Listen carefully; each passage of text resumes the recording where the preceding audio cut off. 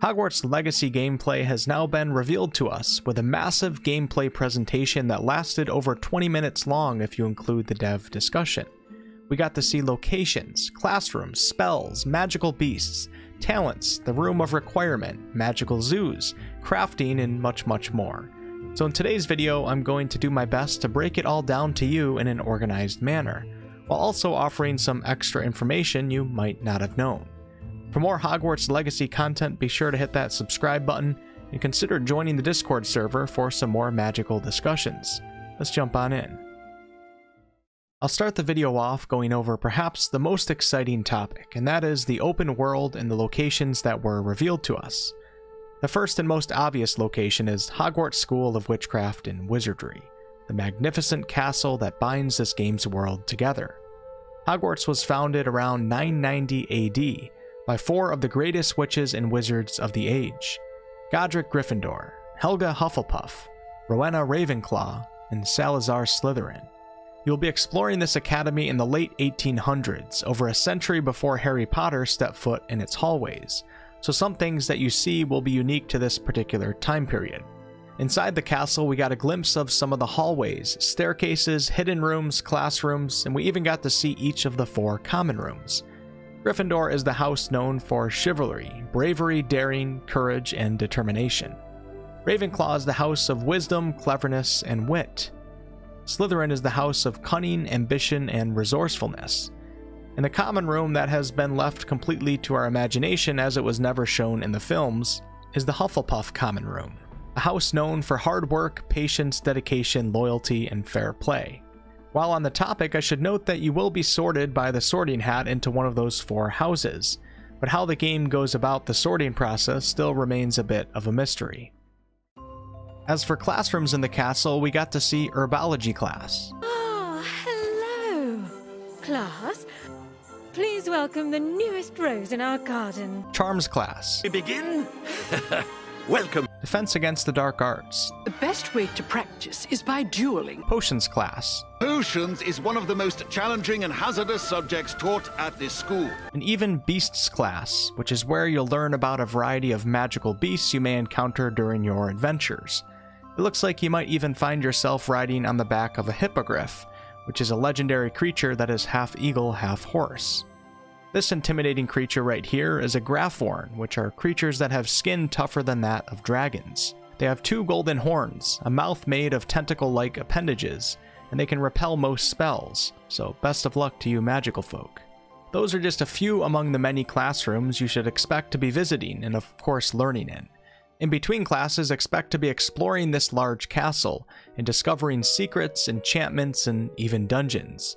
There should be several puzzles to solve or not solve within the castle walls, and even some secrets that no other student has ever discovered. Other areas in the castle we got to see include the Hogwarts kitchen, which is of course where you'll find several house elves preparing delicious food. The kitchen is located directly underneath the Great Hall, in case any of you were wondering where to go to find a midnight snack. This location right here I would assume is the prefect's bathroom, which was a special bathroom on the 5th floor that only students in positions of authority could use. This is the same bathroom where Harry, with the help of Cedric Diggory, solved one of the riddles to the Triwizard Tournament. Outside of the castle walls, there is a vast, beautiful world to explore, but first I should mention that there will be dynamic seasons and climates in the game to add to the excitement of your exploration. Before setting out on a long journey, you may want to grab your trusty broom though to cut back a little on the travel time. Out in the countryside, you may come across unique wizarding hamlets, many of which will have vendors and residents with their own stories to tell. To be honest with you guys, I did not expect this game to have as much open world exploration as what we are seemingly seeing in the gameplay. It's very exciting. You should expect to be visiting the dangerous Forbidden Forest, which is the forest that borders the edge of the Hogwarts grounds. This is a magical forest that students are forbidden to enter unless accompanied by a staff member. Of course, I can't leave out Hogsmeade Village, which is a village bustling with enchanted shops, taverns, and much more. Hogsmeade is the only all-wizarding village in all of Britain. There will be shops in the game where you can buy ingredients and recipes, shops to buy seeds for magical plants, and also shops that sell gear. Before moving on to the next session, let me hand it over to one of the devs to further pique your open world curiosities. When it comes to the open world, we just knew it wasn't going to be enough to just stare out of the windows of Hogwarts and wonder what it's like out there. But the final question that fans ask is, what's beyond that? What's beyond the Forbidden Forest? What's going to be beyond Hogsmeade? What's beyond the Black Lake if I start traveling south? And we just felt like we had to answer those questions. Moving on to the game's combat. It appears to be fairly fast-paced, and we see several examples of the players casting off a variety of different spells in a matter of seconds. Here's one of my favorite clips.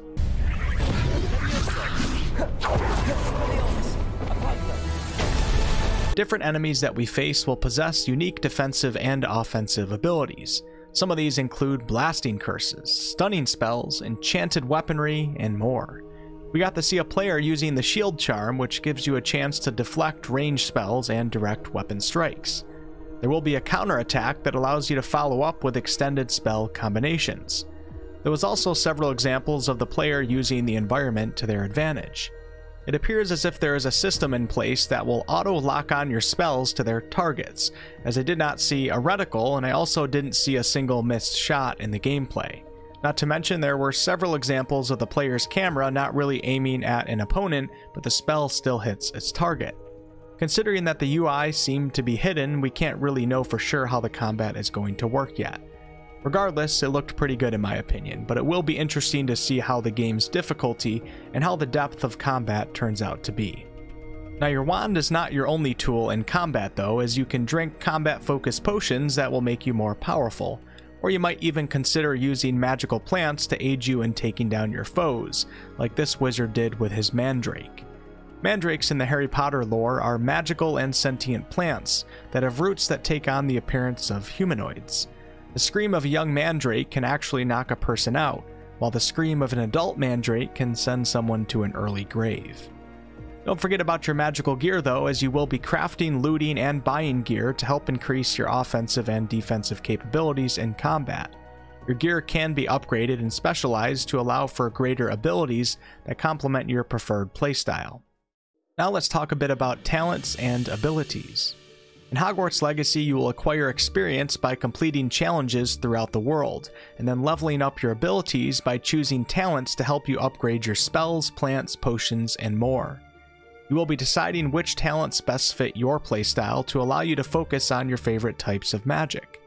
In the gameplay, we got to see 5 different talent-like cards. The card on the far right says that it improves your abilities in the Room of Requirement. The card next to that one is Stealth. And the only other one that we know for sure is the core talent, which says that it improves your overall effectiveness. It appears as if you put talent points into the card of your choosing, and by doing so you get increased effectiveness in that particular talent. Each talent card displays a number that I would assume is the maximum amount of points you can invest into that talent. Since we're here on this screen, let's take a look at the different interface options on the top of the screen. We have Character, Inventory, Talents, Collections, Challenges, Map, Owlpost, Quests, and Settings. Also notice that it says that this character is level 12. Since I just mentioned the Room of Requirement, let's talk about it. The Room of Requirement is a space that can sense what you need and then provide it for you. In the Harry Potter books, the room would only show itself to those who were in great need of it. Your character is going to be in great need of it, and since you'll be a new student but starting as a 5th year, the room has provided stations for you to catch up to your peers. Expect to find a station that allows you to sow and harvest plants, a station to brew potions, a station to upgrade your gear, and more. In this screenshot, you can see a potion station, and at the bottom you'll notice that you can choose the style of station that you want, along with its color and position in the room. To the right of this, you can see that this is a T-shaped potion station with 3 burners to brew potions. Whatever this student is brewing requires moonstones, or actually I think the moonstones are required to build the actual potion station. And below that, the potion station budget reads 1 out of 2, and it says progress Room of Requirement missions to increase the budget. This station is the potting station where you sow and harvest your plants. The player first hovers over the Chinese chomping cabbage seeds, which will chase and chomp whatever they can get their jaws on. This plant has a size of medium and a growth time of 25 minutes and 1 second. The player ends up selecting the venomous Tentacula, which is a plant that attacks prey with creeping spiked vines. The leaves of this plant can also be used in potion making. This plant is a large plant with a growth time of 25 minutes and 1 second. It seems like we'll be spending a lot of time in the room of Requirement, so get used to seeing it. More interesting magical spaces that you may discover include vivariums, which will allow you to nurture your own menagerie of magical beasts. It's kind of like a magical zoo. This space can be freely customized to reflect your personality and magical specialties. This player is placing a cottage which appears to require moonstones to create. Below the resources required, you can see a conjuration budget, which indicates the total number of items that can be conjured. This looks like a really cool space to hang out in, and I can't wait to see what we can do with the housing. One other thing that I noticed is that there appears to be a vivarium inside this player's room of Requirement. Moving on, let's now discuss companions. Hogwarts Legacy will feature companions, and these companions will not only just be able to teach you new abilities, but they may also join you on your adventures. Nat Sinai is a brave adventurer driven by the justice that she seeks. Poppy Sweeting has a kind heart and loves magical beasts, connecting with them more easily than with humans. Sebastian is a companion who is unafraid of detention and breaking the rules. He is a charismatic Slytherin with a troubling family secret. It seems as if Sebastian might be cursed in some way, and he's trying to find a way to free himself of it. We've been over this, boy. Figs cannot reverse a curse. Each companion will have their own backstories, which will be up to you to discover. With this game being set in the 1800s, many of the faces you might remember from Harry Potter will not be around yet. However, you should expect to see at least a few familiar faces. One of these faces is Headless Nick, well, nearly Headless Nick, who in the past attempted to help straighten a Muggle lady's teeth, but unfortunately it backfired and she grew tusks. Because of that, he was executed by an improper decapitation, and now he roams the halls of Hogwarts as the house ghost of Gryffindor. We also got to see the Fat Lady, who is a portrait that guarded the entrance to the Gryffindor Tower. I also want to note that Albus Dumbledore was born in 1881, and he attended Hogwarts in 1892, which would be 2 years after our character arrives. Dumbledore grew up in the village of Mold on the World, so perhaps we may come across him and his family in our open world adventures. There's still a lot of mystery behind the story of this game, but what we do know is that you're a new student at Hogwarts with a unique ability to manipulate powerful ancient magic that is hidden in the wizarding world. You are starting as a 5th year student, which is obviously a very rare occurrence, and the reason for that is part of what you'll have to discover. The return of this forgotten ancient magic might sound cool, but it's actually quite troubling, and you'll be working to uncover what is behind its return, and also figure out who is seeking to harness it to destroy the wizarding kind. You, the player, may be the one that decides the fate of the entire wizarding world. We also know that our characters will be working beside Professor Fig to try to discover if the rumors of a goblin rebellion hold any weight, and if the safety of Hogwarts lies in the balance. Sounds like he will be a very important NPC. For those unfamiliar, the Goblin Rebellions were a series of rebellions in which the goblin population revolted against discrimination and prejudice against their kind. Some of these rebellions turned out to be quite the bloody events. The Wizard Council of 1631 actually passed a law that forbade any non-human creatures from carrying or using a wand. Obviously, this was highly controversial. If any of you are interested in some actual lore videos for this game, let me know below.